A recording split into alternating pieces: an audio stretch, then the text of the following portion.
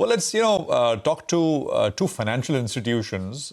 We're doing segments, but financial institutions are basically entities which are completely economy facing, and all of this will show up in terms of borrowing, right? Mr. Ashok Chandra is Managing Director and CEO of Punjab National Bank, one of the largest banks in the country. And we have Umesh Revankar with us as well, Executive Vice Chairman, Shriram Finance, one of the largest NBFCs in the country. Gentlemen, both of you, thank you very much for joining us. Prashant here. Mr. Chandra, it's a broader question, but also a specific question. The GST impact and implications, right? Those are the three talking points. Of course, early signs of uptick in consumption, festive cheer, GST, of course, is something we will talk about with both. And of course, credit growth implications, right? So, Mr. Chandra, as I was saying, this is expected, the GST cuts, etc., are expected to show up in a big way, especially in the auto segment and also the consumption segments. Could you give us a sense of how you are thinking about it? What is PNB's exposure in these two categories specifically? Consumption loans, auto specifically? Just give us a sense, and what kind of uptick are you expecting? Good morning. Yes, I think today is a very, very landmark day as far as the simplification and the rate cut in the GST, which is getting implemented from today. See, this entire rate cut which has happened, it is going to bring a lot of relief to everybody in the country now.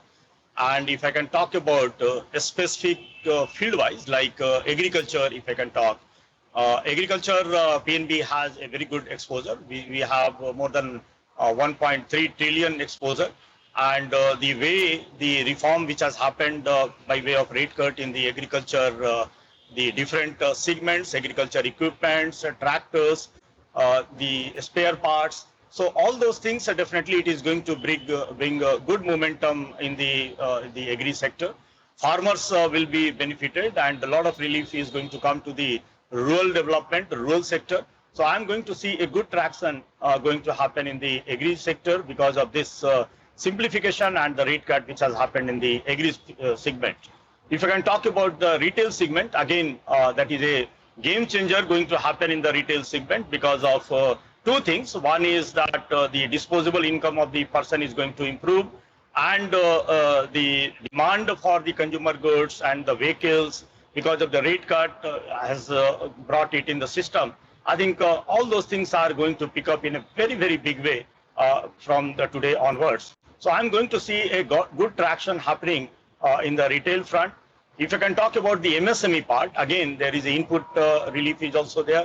And many of the MSME spare parts and the equipments, the machines, machineries, I think all the segment in the MSME segment, the segment also, sector also, are going to bring a lot of relief to the MSME people. And when the PNB is ready to provide all sorts of credit facility to all these segments, I think I'm going to see a lot of tractions happening in the agri, retail, and MSME in general. Yeah, got that. In terms of credit growth, bump to credit growth, Mr. Chandra, would you like to put a number? See, as of now, MSME segment is growing at a speed of around 18% in our bank. Q1 also we had 18 plus was the growth rate YOY. And as of now, when I'm talking to you, I think our growth is more than 18%. And with this simplification and the rate cut which has happened in the MSME segment, I think definitely 1 to 2% minimum growth I'm expecting in the long run. Retail segment also, especially the vehicle and the housing loan. Housing loan, again, if you see the cement sector, the cost has come down because of the lowering of the tax rate. I think, again, the cost of house dwellers also will come down.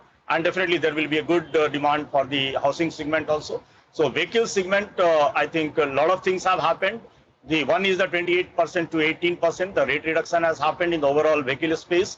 Plus, if you see the spare part and the tires, all those rates have also been reduced. So I think going to be a big activity happening in the vehicle loan segment. I'm expecting that at least vehicle loan growth will be around 24 to 25% going forward. So I think 1 to 2% growth will happen in all the segment because of this GST simplification and the rate cut. Got it. Good morning, gentlemen, and good to see you all in. Mr. Revankar, getting you into the conversation, but vehicle prices are likely to go down, right? Will there be enough uptick in volumes to offset this kind of price gap? What are your estimates?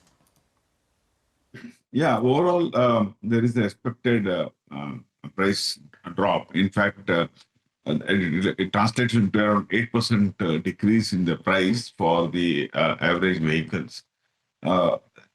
At the same time, I think manufacturers also are likely to give less discounts. Earlier, the discounts were high, and now the discounts will be lower. So, price to the customer, there may not be a big difference. There will still some difference, but may not be significant. So, I feel overall it is a good sentiment. Definitely, yes. And during the festive period, when normally people buy new vehicle, I think there will be inducement for the customers to buy new vehicle. And for a long time, people have postponed buying a new vehicle because of steep increase in price in the last 3 years. I think this is a good opportunity for the people to buy a new vehicle and upgrade themselves. Okay.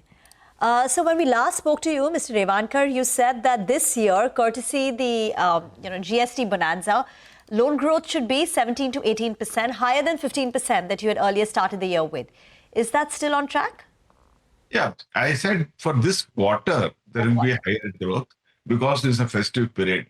But whether it will keep the momentum for a long time, we are not very sure because there are other uncertainties like the US tariff that is still playing on and having some impact on certain MSME segments.